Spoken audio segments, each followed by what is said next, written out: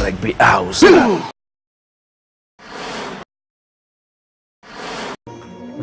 Al Battaglini di Siena il Casinò di Venezia per la 7ª giornata del campionato di eccellenza di rugby.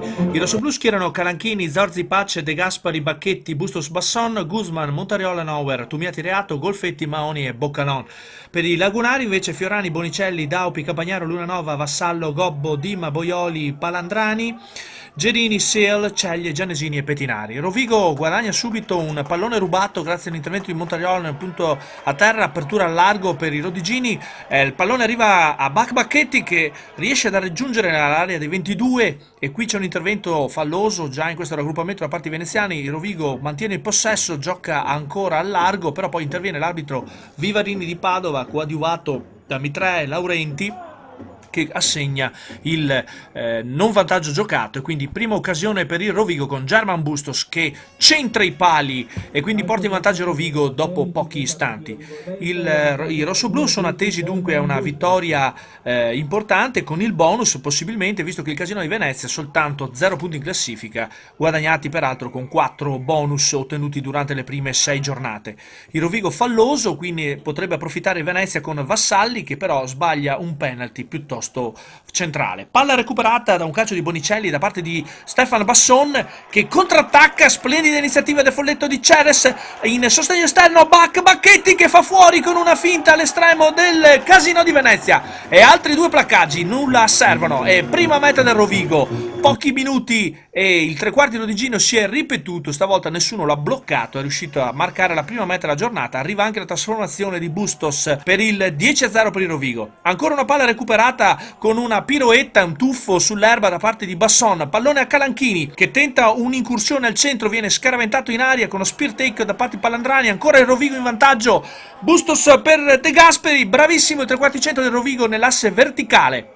Poi però c'è un passaggio in avanti volontario del Rovigo, il Guardialini interviene e ammonisce l'arbitro Vivarini, il numero 6 del Venezia, che prende il cartellino giallo e va anzitempo ad attendere i 10 minuti di sospensione. Bustos realizza il calcio piazzato e il punteggio lievita per il Rovigo 13-0. Tutto facile per il Rovigo? Sembrerebbe di sì dopo questo inizio. Qui vedete ancora un intervento falloso dei veneziani, i rodigini esplorano l'asse verticale con Luke Mahoney, con Tumiati, palla largo, splendida azione ancora dei rossoblù, Guzman che vedete riesce a mettere a disposizione un ottimo ovale per i compagni di reparto, pallone all'esterno per Golfetti, Badabon, ma viene placcato, il pallone sfugge in avanti e dunque per il Rovigo sfuma questa iniziativa del PAC. Tuttavia l'arbitro Vivarini segnala un'infrazione in un placcaggio dei veneziani, ne potrebbe approfittare Rovigo con Bustos che però sbaglia questo penalty. Il punteggio rimane invariato, il Rovigo comunque insiste, riesce a mettere in difficoltà la mischia dei veneziani proprio in virtù della superiorità numerica. Qui guadagna un calcio di seconda, Guzman gioca velocemente cercando di sorprendere i veneziani. Raggruppamento in piedi, la palla viene messa a disposizione per Basson che ancora una volta si prende la responsabilità di esplorare attorno al pacchetto di mischia veneziano, guadagna 4 metri in avanzamento e poi arriva anche un fallo, un ingresso laterale da parte terza linea del Venezia. Questa volta il gentiluomo di Mendoza non sbaglia e dunque lievita il punteggio nel Rovigo alla conclusione del primo tempo. Siamo ormai sul 16-0. Ancora una palla di recupero per i rossoblù con un'azione splendida di Basson che con un piede allunga il pallone al proprio compagno di reparto Bustos. Seconda fase del Rovigo in corridoio, arriva proprio Bustos come mediano di mischia, palla fuori, Basson, apertura al largo, Tumiati imposta un setup con palla a terra, ne ancora Basson e ancora un'azione del Rovigo in corridoio con pallone per Zorzi che vistosi chiuso calcia a seguire. Ecco Calanchini, recupera palla Pablo e riesce a marcare una meta incredibile per astuzia e potenza fisica. Eccolo qui, vedete, prende il pallone e poi si tuffa al di là della linea di meta. E arriva anche la trasformazione di German Bustos e quindi il secondo tempo è iniziato piuttosto bene per i rossoblù. I lagunari però reagiscono e in virtù di una certa superiorità manifestata nella mischia ordinata, vedete, provano a imporre la forza della mischia sui rossoblù che si difendono come possono anche con qualche fallo di troppo. E qui però vedete i lagunari con questo rolling maul in piedi dunque riescono ad arrivare oltre la linea di meta del Rovigo, tentano anche di schiacciare l'ovale a terra ma non ci riescono. giorno. L'arbitro Vivarini è lì, controlla e poi comanda una mischia per i lagunari.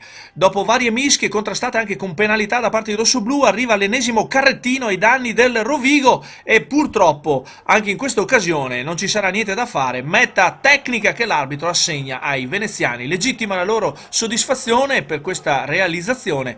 Arriva anche la trasformazione di Vassallo, il mediano apertura. E poi il Rovigo nell'ultimo quarto di gara con uno schema 8-9, ecco Basson che trova il varco attorno al pacchetto di mischia e poi non c'è nulla che possa fermarlo e va a schiacciare in meta proprio davanti al nostro operatore. E così arriva la terza meta della giornata. Vedete il buco che trova Stefi Basson, nessun placcaggio da parte del mediano apertura veneziano, e poi chi volete che possa pigliarlo? Il folletto di Ceres che va a schiacciare in meta rischiando anche con il guantino nero. Arriva la trasformazione di Bustos e dunque il Rovigo nelle tenebre sta cercando di rassegnare la meta del bonus. I vani tentativi del Rovigo, questi sono gli spiccioli finali. L'arbitro Vivarini comanda la termine dell'ostilità. Il Rovigo FMCZ Delta batte il Casino di Venezia 30-7. Legittimo l'entusiasmo dei rossoblù. Prossimo appuntamento il 4 dicembre a Roma contro la Mantovani Lazio.